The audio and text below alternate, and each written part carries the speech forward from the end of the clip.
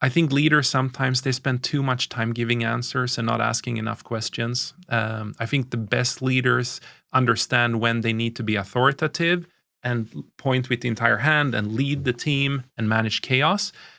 But I think sadly, and especially here in the US, I see a lot of leaders who forget to get curious and ask their employees deep, meaningful questions to understand their true potential.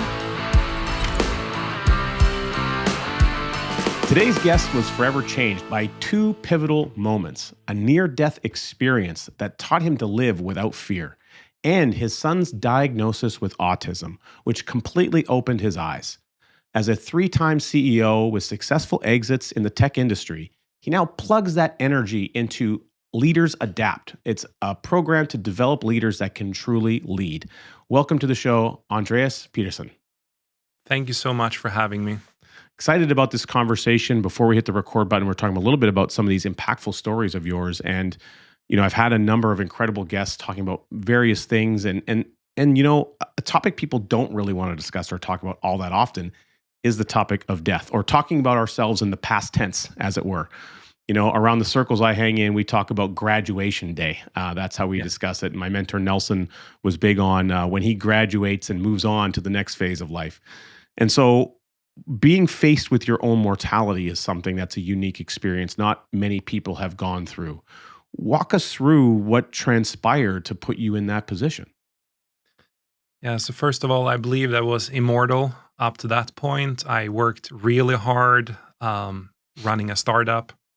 And that specific day was just an ordinary day. It was a Sunday. We were at the pool, hanging out with the kids, having a good time. I got home, sit in the sofa, and I feel like I'm sweating. Like, why am I sweating? I'm feeling warm. And then my Apple Watch goes off and it starts telling me my beats per minute is 180 beats per minute from sitting still. Mm. And I remember just telling my wife, like, I think something is wrong. I think we should go to the hospital. And then I passed out quickly. Long story short, we get into the car a few minutes later, head to the ER, come in there, and they are absolutely, like, the first thing they do is they hook you up everywhere. And you don't like it when doctors are freaking out, but they go, "You're about to have a heart attack. Your heart is about to collapse." And I'm still fairly clear-headed at this point. So I'm like, okay, what's going on? And my wife, she dropped me off at the ER and she's out parking the car and all of that. And more people come into the room and they hook me up with more and more things. They start charging up that machine, the clear machine, just waiting for my heart to collapse, apparently.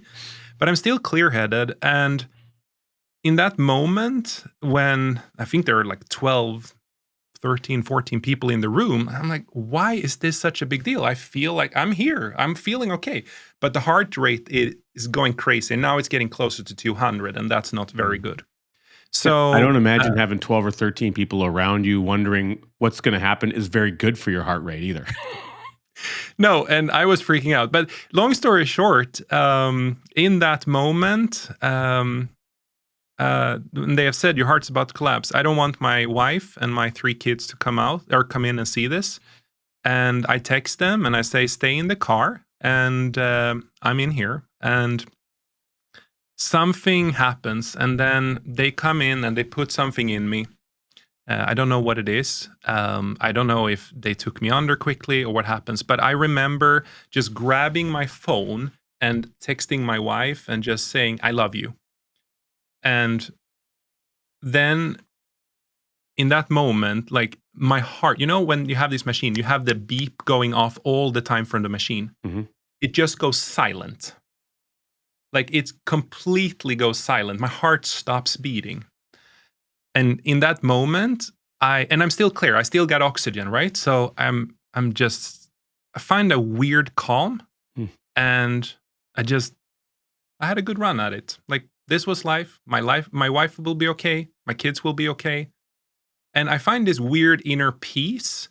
And I can't explain what happens then. But then a few seconds later, I pass out. So basically my vision just shrinks in. And I don't know exactly what they did. I think I know what they did, which is they take you under local anesthesia and they reset your heart, basically. They're stimulating your heart or shock it. But I wake up, the machine had been used, and I apparently had such a high heart rate that then goes into a sinus pause where my heart stops beating altogether. And then they restart it.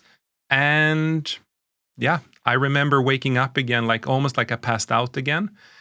But that's what actually happened. I think what happens psychologically is when you have accepted that death is the outcome of life, you just live differently after that. And when you have let go, like I truly accepted that this was happening and I let go in that moment, I wake up every morning, I'm happy to be alive. I have something happen to me in life, business, family, it doesn't matter.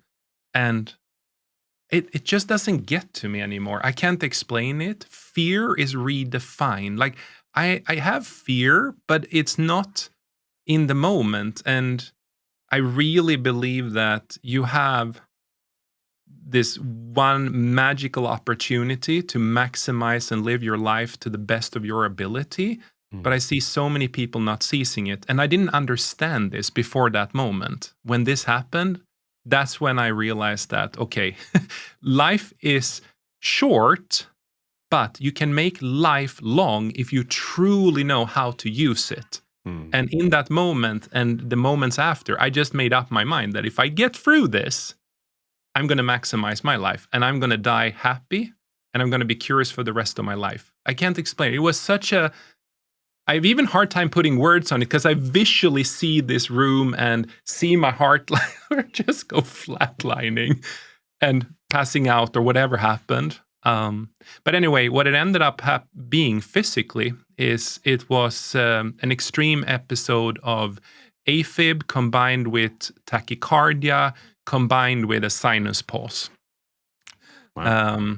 So it wasn't a heart attack. It was just my electrical system got completely messed up. And in hindsight, I kind of knew I was having a lot of electrical issues, but I didn't register it. And I for sure knew after that moment. Did it take you a while after, waking up, like over the preceding, like the following weeks, to be able to start to look back at indicators that, maybe you would have paid a closer attention to in retrospect? Yeah, I should have paid a lot more attention to many things. When I met my wife 10 years before this episode, she even pointed out, I remember one time we had been out partying one evening and we came home and she was just had her head here laying on the sofa on me. And she said, your heart beats really weird. It's like it beats multiple times and then it's just quiet. I'm like, I'm just tired. I noticed it where I had been in AFib so many times where I'm like, I'm so frustrated and irritated and it feels like you're in this bubble and you can't really pay attention to what people are saying. I should have realized that's AFib. Sometimes my heart was just racing like crazy for 2-3 minutes. It could race and then it just went back to normal. And I just thought like that happens to everyone. Like I've lived my life that way the entire life. So what's different? What they're saying is that a piece of my arterial node is a little bit different. And it's the arterial node is apparently where these signals are coming from. But other than that, it shouldn't cause this big issue. So it's probably a combination of me working really hard, being entrepreneurial, having years where I slept 4 hours a night for a year, not exercising properly, not taking care of myself. So I probably accelerated my problem by not paying more attention to my body and heart. Well, when we talk more about leadership later, I imagine you'll have some stories of that, what you're seeing in entrepreneurs that you serve as part of that process, and maybe being able to recognize it in them early, seeing some of your own warning signs, I guess, in others. 1,000%. I'll explain more of how I see it, but I think dopamine detox is a whole topic in itself. And I think a lot of CEOs needs to be much better at practicing that and also being hyper aware of their body and listening to the signals instead of ignoring them and just keep going forward. Hmm. Yes, you don't need to wear the badge of honor of the fact that you can get everything done. It makes me think of Dan Sullivan and the who, not how model. Of course, most of my life has been built around the how can I do it versus who can do this how for me type of questioning. Yeah.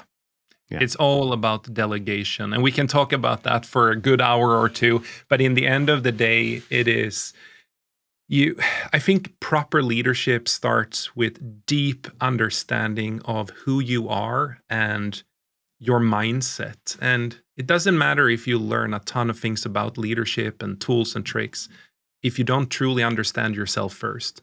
This specific event combined with my other life event, which was getting or having an autistic son, and I would have said that have made me extremely tolerant, but it also made me very aware of how to listen to myself and how to pay attention to other people and what their frame of mind is right now and how they're approaching a certain situations.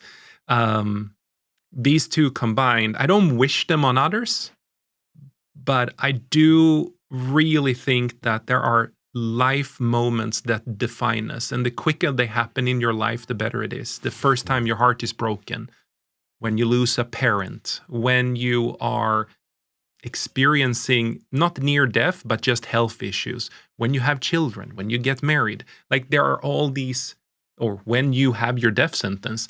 I think these events are transformative to how you think about life and how you see everyone else and see yourself. And I hate to say it, it's a blessing that they happen earlier in life rather than later in life, because if they happen on your deathbed, you don't have a chance to use that superpower to do good with it. Well, we're going to talk more about developing and unlocking some of those superpowers in a moment when we come back after this quick message. Are you looking for a great book to read? Turns out I have one for you. It's called Cash Follows the Leader. It's available anywhere books are sold, but if you want to get a free copy and you can download it right to your inbox, you can go to coachcanfield.com/cash follows. We are back hearing about the incredible recovery from a near-death experience with Andreas. Amazing story. Andreas, this is something obviously major impact for you, your family, scary situation, a ton of amazing learning about this. Now, we're recording this at the beginning of 2025. We're a quarter century into this new environment. How far back was this that this transpired for you, this heart attack situation? Yeah, so the heart issues, they were 2018. I want to remember it. And I think since then I have had two heart surgeries actually. And I have also, I did them about 1.5 to 2 years in between. And then on top of that, I had to go in and reset my heart 10 plus times. It's kind of easy. Now I know the signs. If it feels like you have a little goldfish in your chest and your watch is whining that you're having a very high heart rate, head to the ER. And now that I come in, I'm like, okay, here are my issues. I have tachycardia, I have sinus pulses, and I have AFib. I need a reset, and I call it a reset. It's called a cardioversion. And now it's just like, have you done this before? Yeah, I have done this many times before. Okay, you know the procedure. I know the procedure. You go in, they take you under, they stimulate the heart to reset it. They get it. Reset is the wrong word. They get it into the right rhythm, and then they wake you up again. So it's kind of like defragging a hard drive on a computer on a regular basis to some degree? Yeah.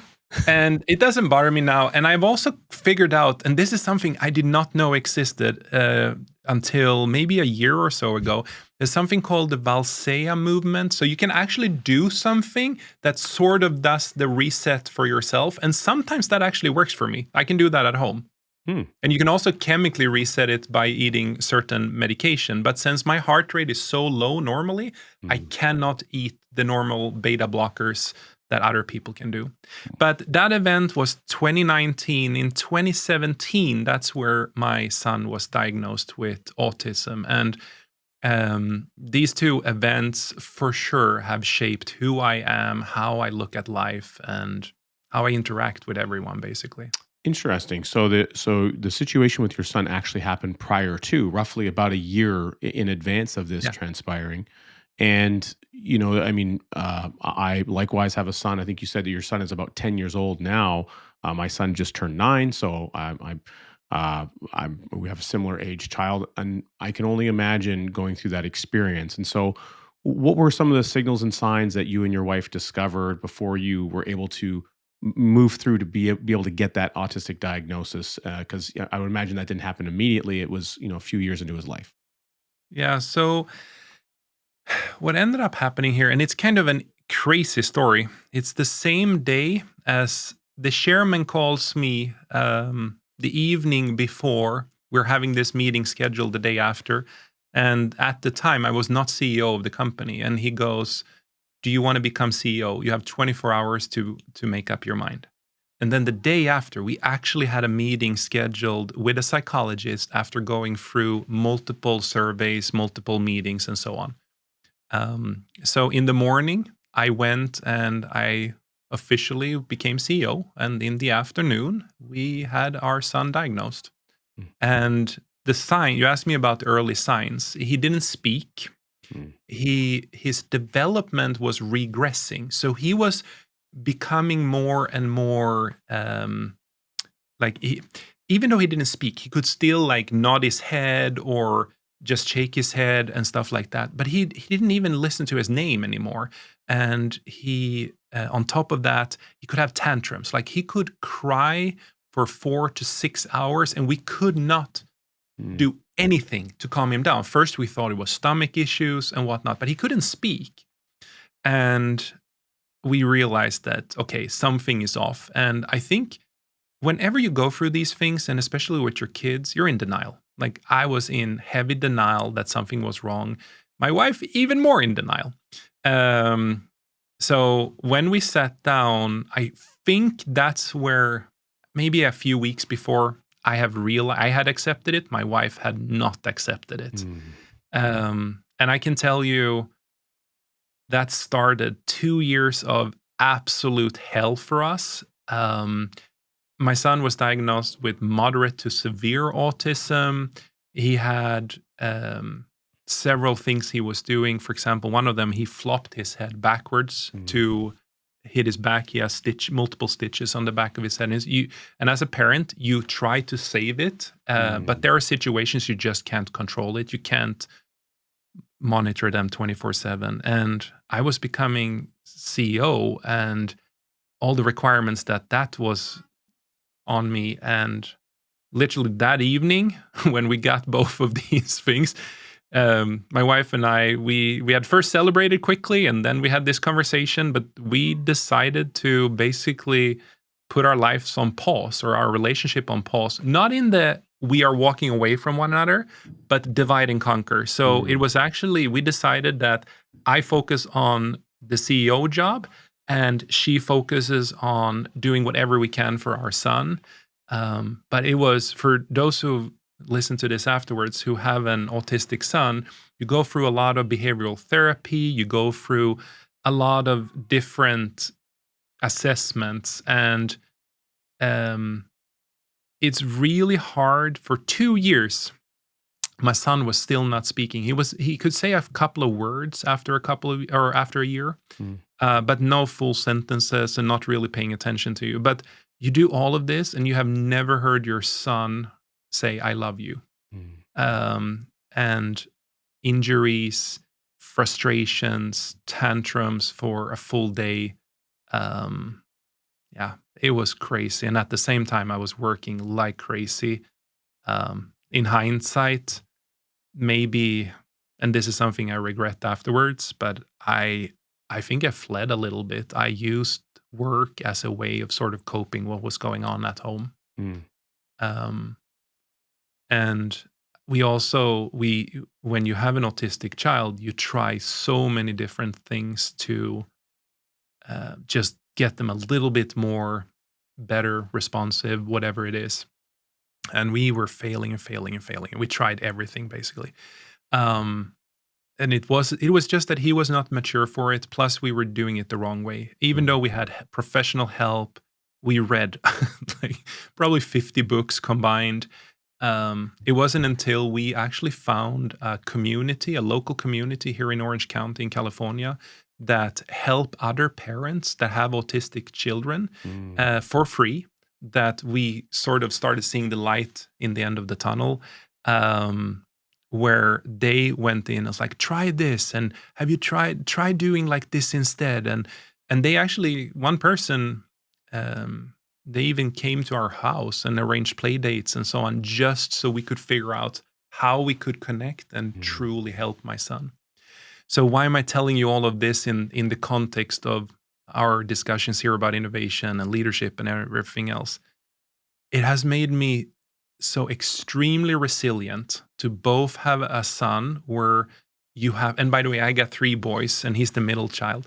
But having a son where you have to really, really, really pay attention to them and what is triggering them, and that curiosity builds massive resilience also in terms of your emotional resilience and the pain from it. And then having the heart experience, which also builds massive resilience. And I said, even if I've been fairly okay after the heart incident, but just the way I look at life from these 2 events, but also how I can see people uniqueness and how I really can pick up on if people are struggling and why are they struggling. And everything within leadership is about helping other people elevate themselves as well. I believe that growing people create growing organizations, and the opposite is also true. And it's leaders' job to grow other people in the organization. And I think that these 2 experiences in my life, combined with resilience, makes me able to spot things I would say most people would miss in terms of behavior, leadership, business strategy, whatever it is. And when everyone else is panicking and freaking out in the room, I am hyper calm, because I know that as soon as I start escalating, even in a work context, we're screwed. So being that grounded, stable force that just keeps going when everyone else freaks out, I think has also been possible because of these 2 events.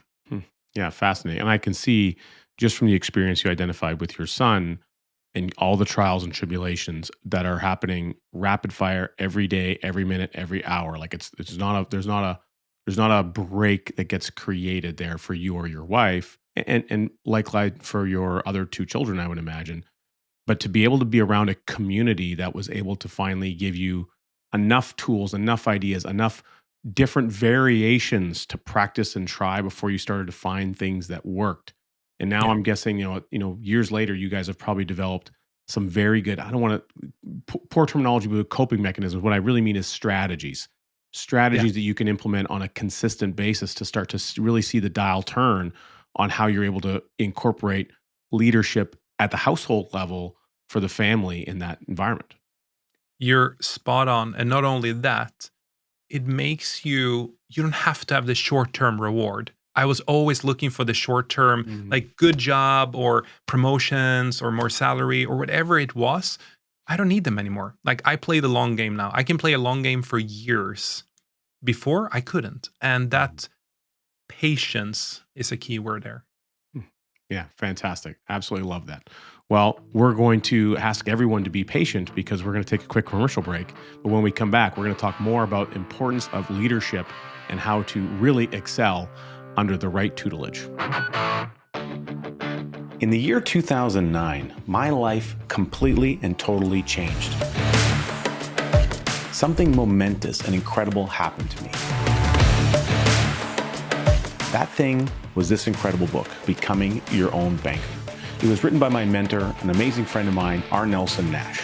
It completely revolutionized and changed my entire life. You can learn all about it by registering for a free on-demand webinar at learnibc.com. Take the initiative, you won't regret it. We are back with Andreas talking about leadership and how can you spot the diamonds in the rough. Now, you've got a number of incredible experiences exiting a business, leading teams, CEO. What is it about the people that you're seeking to mentor and lead, and what are you looking for? How do you what are some of the things that you would describe that helps you identify, what, here's an individual that is at a place where they're nowhere near their potential, and you see potential that you can draw out of them. What are some of the indicators that show up for you? First of all, integrity in general. Hmm. Um, the way they act when no one else is looking, but sometimes you can spot people who act without integrity when they think no one is looking, but they actually are. Number two is they need to be curious. They need to have a passion for understanding things, themselves, others, other leaders. I believe that the best and most capable diamonds in the roughs are people who want to lead leaders and elevate everyone up. Um, I think I mentioned this before, growing people create growing organizations, and the opposite is also true. I think the ultimate role for a lot of leaders is to identify other leaders and make them better. Um, I think the third piece is that people that I usually identify, and I don't know if this is a pattern or not, but it tends to be a lot of people are insecure overachievers. Hmm. And what I mean with that is that the best leaders I have been able to transform and help build, they are overachievers. They care about the results. They care about, like, they want to get there, but they're insecure of their ability to get there. Hmm. And sometimes those people have been held back at one career level for too long. Maybe they are a VP that's been stuck being a VP for too many years. And it's because they're insecure and they don't know they don't want to risk their job, but at the same time, they're not leaning into the fear that will make them get the next level. And I think if that hasn't grown into too much of a resentment, but they have the curiosity, they have the integrity, and at the same time they have that they are an overachiever, then if you have the right mentor, the right person who spots you, those are the people who can become extremely successful very fast. So if you're walking into an organization, you're going to be actively looking for those types of characteristics. You talked about integrity again, looking, people doing the things when no one's looking, and so there's some areas where you can see that, and of course, it's when no one thinks that they're looking, but someone has to be looking in order to see it, I guess, in order to spot it. And then additionally, you mentioned curiosity several times repetitively. And I find that very interesting. I always encourage people to develop a mindset of curious George, Yeah. because otherwise, how will you discover anything in the world? And it reminds me of some mentors that I've had in the past, and some of the things that I've heard from them about the importance of being able to just go out there and figure out how things work, how they operate, but more importantly, find out what problems there are that you can solve. There's something really fun and interesting about solving problems. If that wasn't the case, people wouldn't play games that are problem solving games, and that's what most, whether a video game, a board game, a card game, a lot of them are all based around problem solving skills. Uh, Absolutely. And Curious George, I'll start using that right now or going forward. Um, what I do is I often ask them a lot of questions. I usually don't care too much about the actual answer. I care about their understanding of themselves in the answer they're giving. Hmm. Over the years, you know how some people collect quotes? Over the years, I've been collecting hundreds of questions that are extremely revealing, yet they're not asked in a direct manner. So you don't get the guard up and protect yourself, but you ask around a specific topic. Hmm. I actually just started a LinkedIn series this year. Someone encouraged me, like, you got to start doing those. So this year I committed to putting out one of the question every single week with my interpretation of the question. So I just started doing that on LinkedIn for free. But I believe that leaders need to have themselves armed with very good questions. So a good question, for example, it sounds shallow at first, but the question of when were you last a hero? Mm. And people who, and you can answer that many different ways. Like, yeah, I opened a door for this person, or I let someone go ahead of me in the queue. But a person that can tell a story for me or some other leader that where they helped someone, but they never sought out to be thanked for it or get public recognition for it. That's a person that's a true hero. And that's what I meant. Like, that shows integrity. Mm. Another question I love to ask people about curiosity is you don't ask, are you a curious person? Of course, everyone will say, of course I am. But you can ask them questions like, when did your childhood end?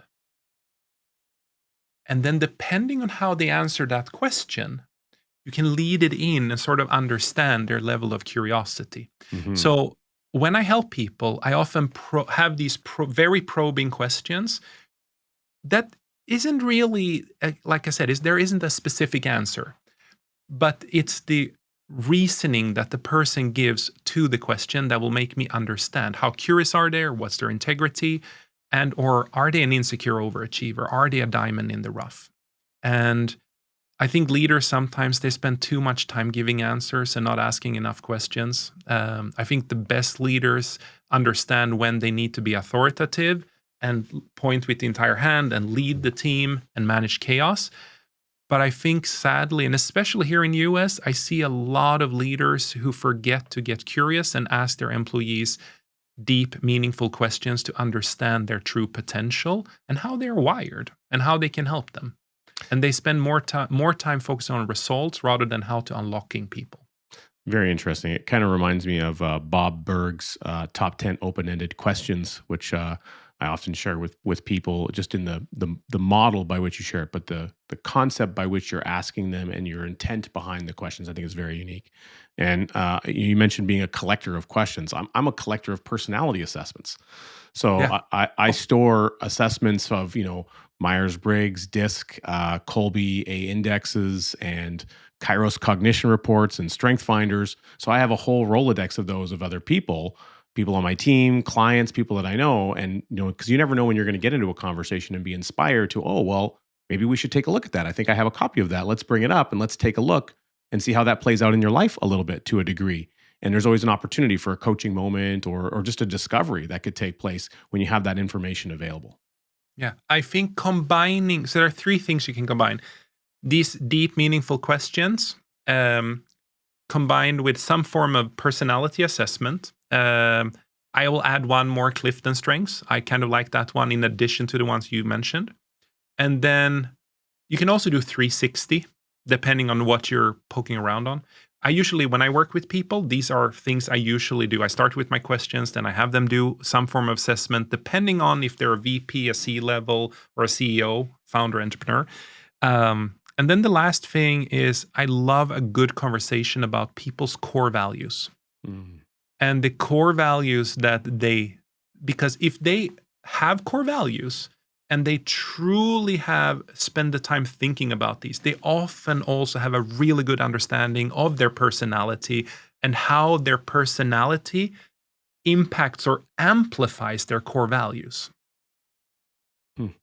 Yeah, it makes a lot of sense. And you can also start to see and develop trends, I would imagine, on that, from what they've created in their life, but where there might be subtle, whether it's a habit adjustment or change that could be the difference between, moderate growth and a hockey stick, moving the dial a little bit forward.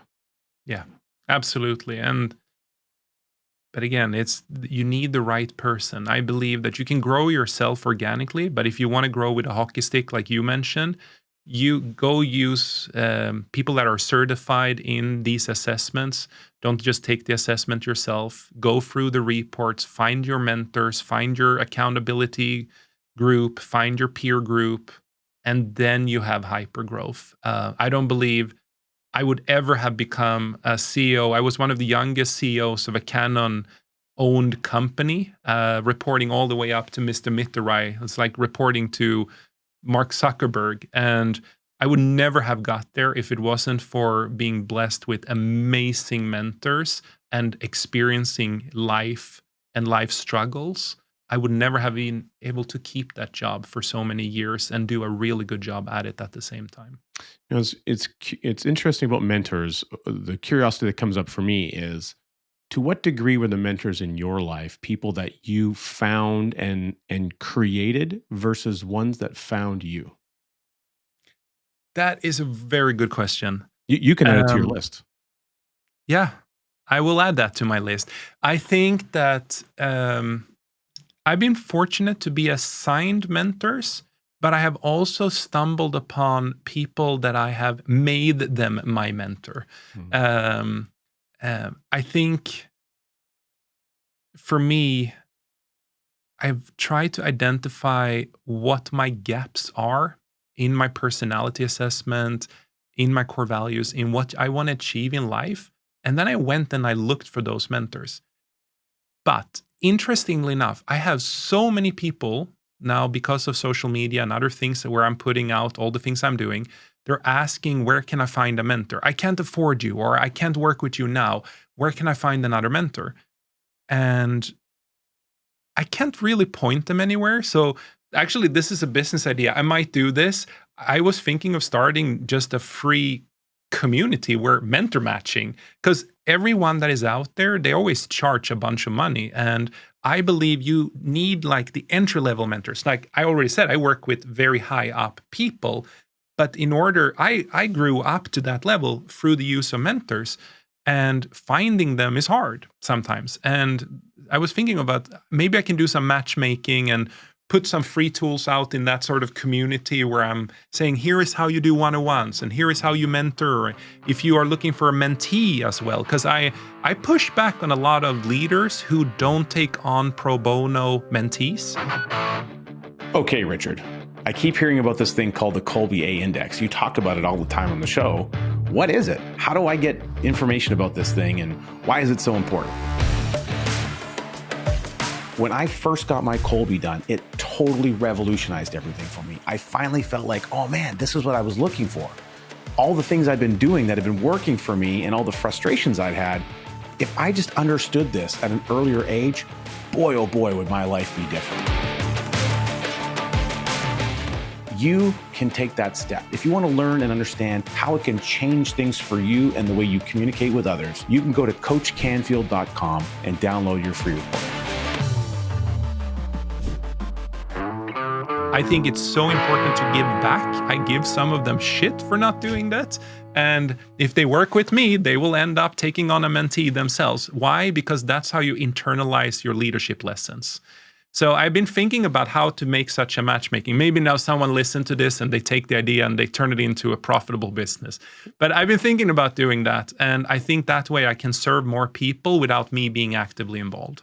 Well, I do have a possible collaboration for you that I could suggest. A gentleman I interviewed on this program, Derek Notman, he developed a program called Coupler.ai, and its Yeah. focus is to matchmake people looking for a financial advisor and financial advisors through a Hmm. series of questioning that is created through the person looking for an advisor first. And they go through a prompted steps, and it learns a little bit about what it is that they're looking for, some geography, a variety of other items. And then it produces a short adjusted list of individuals, and it recommends based on matching. It's kind of like described eHarmony for financial advisors. And so I could see something very similar in model and adaptability, especially utilizing technology to create such an environment as you've described. Yeah. So there's so it sounds like a great possibility there. And I think that, there's lots of like communities, whether it's on Facebook or, various places you can find groups.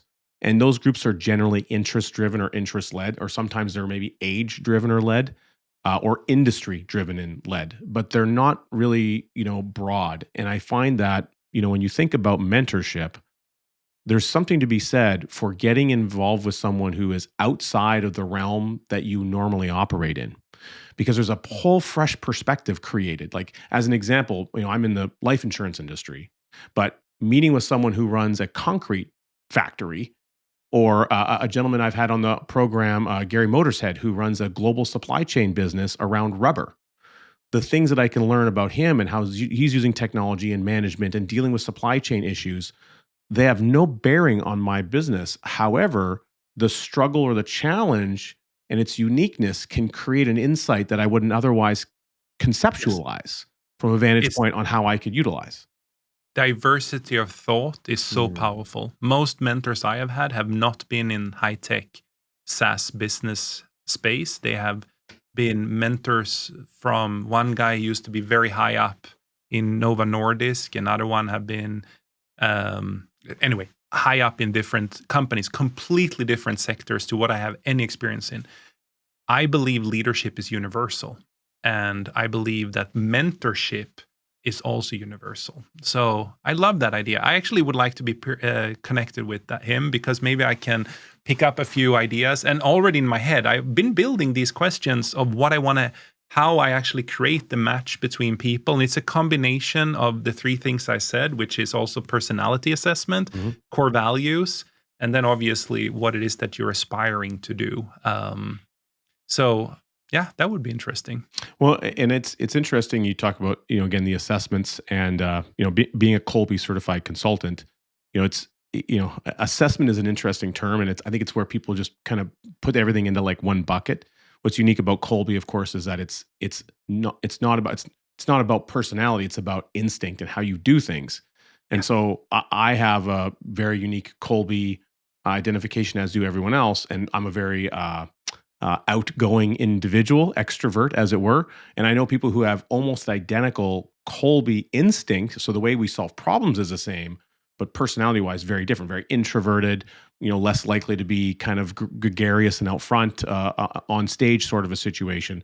So how we tackle problems and solve them is the same or very similar, but how we present ourselves or the things that we do in our given strengths might be very different. So there's a really great overlap of these types of items. And I find them fascinating when they work together.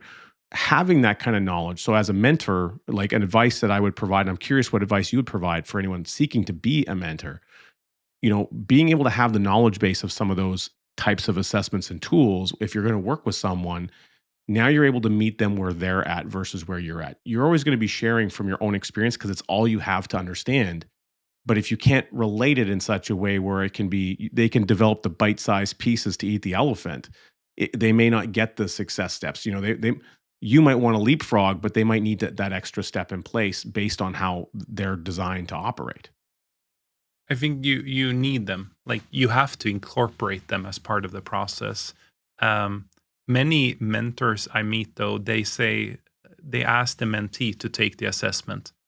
I would argue both have to take it because if the mentee don't understand the mentor's mindset and how they problem solve when the mentee has a problem they need help with, then their miscommunications happen anywhere. Anyway, I would even argue that they should seek out, if I match up to people, I would argue they should seek out someone like you who can help them do that assessment first, create the understanding, and then start the communication. Because yes, it takes a little while to get started, but they will go 10 times further and quicker after they have done that initially. Well, can I give you a real life example of that?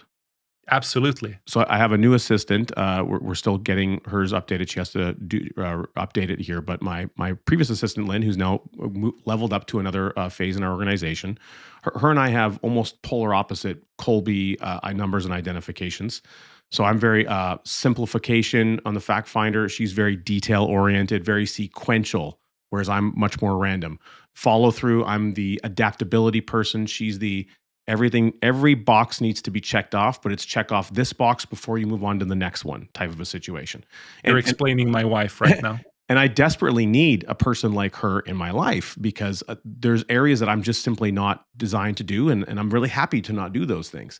I want to be in my zone of genius and do that as much and as frequently as possible. Similarly, I'm very high on the quick start zone. So I'm designed to come up with ideas, on the fly, new things, innovate from that vantage point. And it's not that she won't or can't do those things. It's that she's designed to protect and preserve what's already built so that we don't break what's already in place.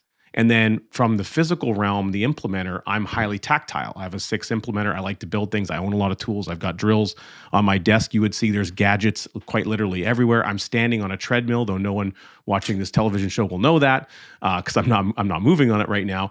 But I have all these physical elements around me that I need to have. And whereas she's more visual minded and she doesn't even own a screwdriver. So we're very polar opposite on those things. And so one of the things that we've done and we learned early on in our meetings, number one, she needed to interrupt me every once in a while to ask questions rather than schedule it. Because if everything was scheduled for me, I would eventually stop showing up to the meetings.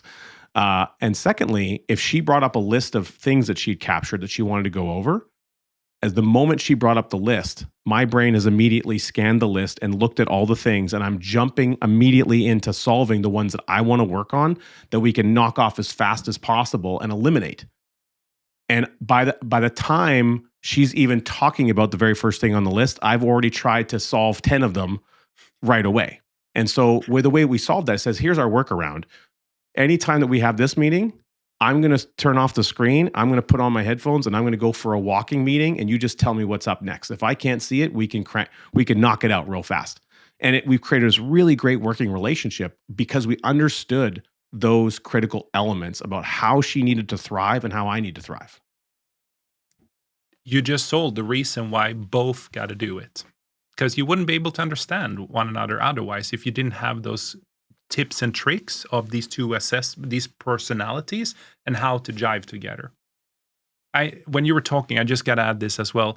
You literally just explained my relationship with my wife. She is a hardcore COO integrator, get shit done, dot all the I's, cross all the T's. I'm the visionary. Let's go. Let's roll the dice. What are we waiting for? And like you do, I don't know about you, but I also have ADHD, and I have to move all the time. I have to fidget all the time. Sometimes my wife's like, she wants to be home in front of her screen or multiple screens, have her notebooks, everything aligned. I'm like, I'm going for a drive. Call me and we can solve it. It's so funny. You might find this very interesting, Andreas. I used to, unfortunately, I don't have the cell. I live in the mountains, so the cell reception isn't sufficient enough. Otherwise, I would go walk along a beautiful river and do all of my meetings as a walking meeting. Mm-hmm. But I challenged myself because I had some poor internet, a few days, and I ended up having to transition all my meetings to phone meetings. And I would just go out and pace in circles and get on a lot of steps, and it was fantastic. But what I realized when I was talking with like clients and people on the phone is, if I couldn't see them and they couldn't see me and I couldn't visually show them something on the screen, on camera, demonstrating with my hands physically or by drawing something on the screen, I had to come up with ways to get them to draw it out for themselves and walk them through how to draw something or walk them through a visual representation and I couldn't see what they were doing. I was just describing it verbally, but the skill set to learn how to do that and the thought process that went into it was very different than what I'm able to do if we're just, on a typical Zoom conversation, as it were. So I found that was a way to increase my own degree of curiosity about my own potential on how I can approach things. And so I actually have tried to schedule in more phone-related meetings so I can activate that part of my brain differently. And kudos to you. That's not an easy thing to do. Not easy. Explaining how others, like visually with words, basically explaining a visualization with words. I'm not good at that yet.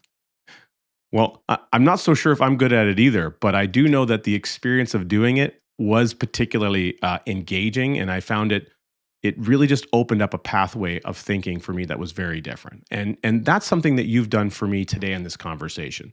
By sharing your story, sharing your incredible life and death experience, dealing with your son and overcoming those challenges at very tumultuous times in your life, and now focusing all that effort and that clarity that you've created through those events towards really helping people create a powerful leadership is so fantastic. What were one of your final thoughts and takeaways that you'd like to give our listening audience today? Life is long if you know how to use it. I'm just going to let that one sink in, and I'm going to say it again. Life is long if you know how to use it. If you walk around saying life is short, it means you're not curious enough, you're not trying to get most out of life, and you're not as eager to learn and be the best version that you can be. You're a diamond in the rough then. But if you want to be a true valuable diamond, you got to reframe your mindset to saying life is long, and you got to focus on the positive things. Avoid the drama, avoid toxic people, surround yourself with people that are driven, passionate, go-getters. And you know, if you're listening to this, you know who you need to cut out of your life. Don't wait to cut them out. Don't wait till you have a health episode or something bad happens to you where you're forced to do it. Do it now. Trust me, you will not regret doing so. Amazing. Thank you so much for being on the program today. We really appreciate it. And for those of you tuning in, make sure you stay tuned for next week's episode as we continue to unpack the major challenges that people are overcoming in their life and the innovations of tomorrow.